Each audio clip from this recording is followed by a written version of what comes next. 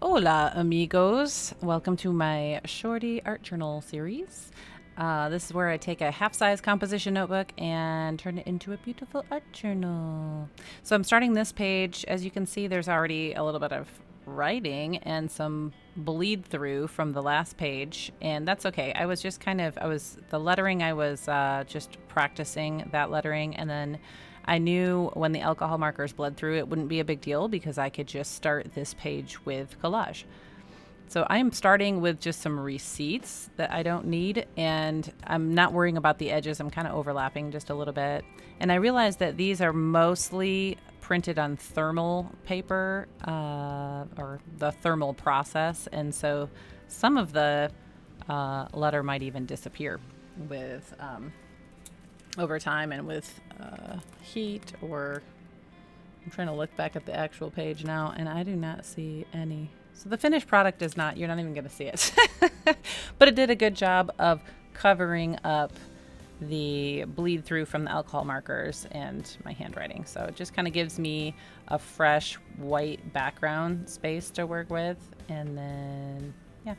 So you can already see like some of the areas the print has really faded. So I'm just gonna start the way that I usually do in a lot of my pages, which is just to take a sponge and some different color acrylic paints that, I don't know, look appealing to me at the moment. And on this page, I'm gonna try to resist the temptation to go overboard. I'm trying to put just a little bit, and because I wanna have lots of colors on this page. So I'm doing some reds and yellows. I don't do a lot of reds. Yellow. I don't know. I usually stick to like kind of neon colors, and so I thought this would be fun. Starting to feel like a carnival. Do some orange, and the only like real strategy I'm using here is that I'm making sure that if paint is wet and I'm putting it next to other paint that's still a little bit wet, that it's not going to blend and make a weird color. So I like them to kind of complement each other, either be next to each other on the color wheel, or just kind of complement each other. Like that turquoise goes great with that yellow and with red, really, and with orange. And then this cute little lime green. And I'm kind of laying it on thick. So that's another reason why you can't really see the receipt paper after all anyway.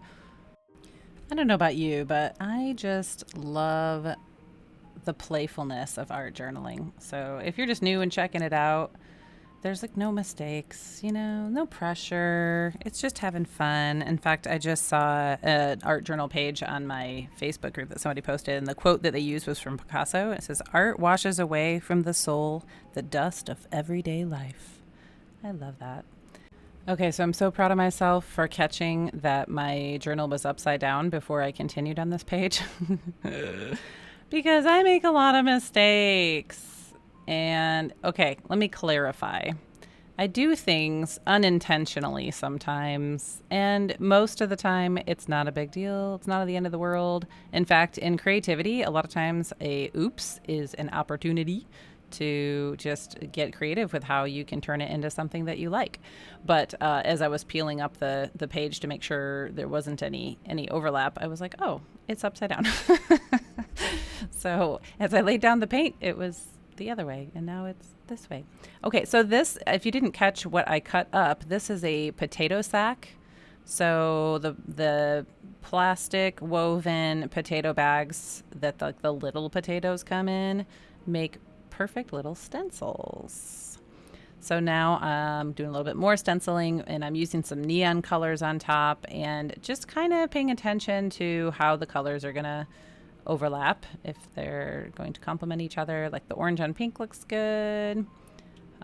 Sometimes you end up putting something on top of another color that doesn't really stand out. So art journaling is kind of like a toggle or a dance or a balance between intentionality and just total experimentation and free play, So sometimes you're going to have things that you're like, oh, the orange and the teal turn brown. Oh, well, it's all good. So how was your week? I wish we could have a two-way conversation. I always appreciate your comments and your encouragement. You guys are so nice. I had a really good week. Okay. I found this silicone stamp that should theoretically go on a block, but I'm finding that it's just as easy to use it as it is. And it just has these long parallel lines, and it almost reminds me of a futuristic city. I don't know. Well, I thought it was kind of interesting. So I'm gonna do some of that stamping with this midnight blue.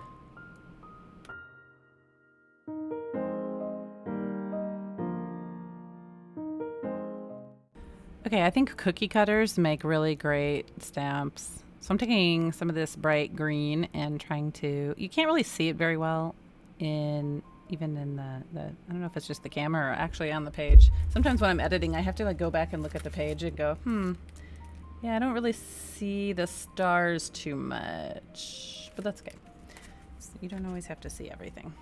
And then just grab some markers that I liked the colors of and thought that I could find a place for, and just starting some mark making, moving around the page, overlapping different sections, different colors, overlapping stencils. The more that you overlap, the more depth it gives it to a page. So yeah, I love this kind of just doodling intuitively. So it's the middle of August as I'm recording this, and it is very hot. It is like 97 degrees here in Northwest Arkansas. My daughter just got back from South Africa and Mozambique, and so she's been in winter mode for the last month and a half, and so she's adjusting to having like this weird summer. Her whole body is just like, wait, it was a 7-hour time difference. So that was really exciting. She came back a little earlier than anticipated or planned. There were some health concerns with one of her teammates, but I'm glad she's back. You can kind of hear some busy white noise in the background when I'm recording because I have to run the AC because my art studio / editing studio is up in a bonus room where the thermostat only reads up to 99, and so it could be 108 degrees up here. I don't know, but I just can't wait for it to cool down. I gotta do it. So I'm just adding more and more doodles and different marks. So you're always welcome to borrow any ideas you see on any of my videos. If you want to make a copycat page, which is where you make a very, very, very close imitation, you're welcome to do that too. If you post it on social media, just ask for a shout out. A little credit there. And yeah, I don't always show dry time, but I do try to dry layers in between so I don't have smudging. Okay, so I found a quote that I want to use, and I thought maybe like a bold blue would be good. So I'm writing that. Tearing off the edge, and then I'm going to position it on the page, and I'm already going, oh, this is way too big. I just don't like it covering up that much. I know my background's very busy and stuff, but I don't want to cover that much of it. Okay, so my second attempt, I used a thinner metallic marker, but I still I don't know, I just don't like it so far. So I'm going to try again. And this time I'm just using a regular color ink pen. And this is like a Pilot G2 pen.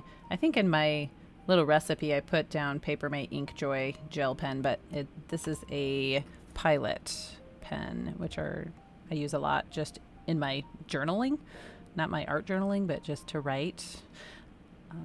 So this time I boxed in each letter individually. And so I thought, well, maybe that will kind of break it up enough so that it will just feel more like part of the background. Not background necessarily, but it'll just kind of,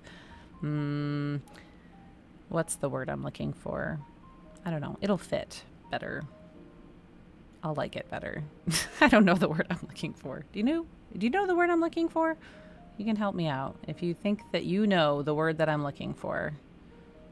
But I like it better. So I'm just playing around with the positioning, and I like that. Yeah. So you can see through, in between all of the words, you see the background. So it kind of, it doesn't block out the background. It feels more a part of the whole page, I guess is kind of what I'm trying to get at very poorly.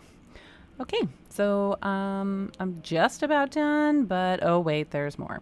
All right, so I wanted to put some rings here and there. So I used man spray. It's like this natural deodorant for men that my son uses, but it comes in this really cool, strong cardboard tube. So I'm just using that as a stamp. And then that little piece of paper I'm putting over my words is just to mask it so that the ring doesn't cover over the word. Does that make sense? I think so.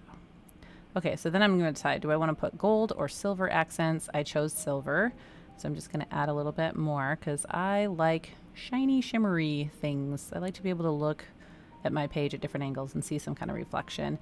And then each of the rings kind of made me think of almost like an eclipse. So I put just like a little burst of shine on some of the rings.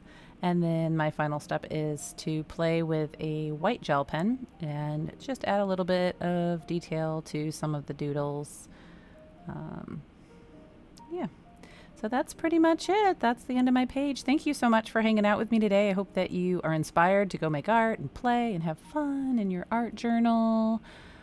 I never even talked about the quote. Sitting in between your past and your future doesn't mean you're living in the present. So I hope that you are living fully in the present and that you're having a very blessed day. Come back and see me again. Bye-bye.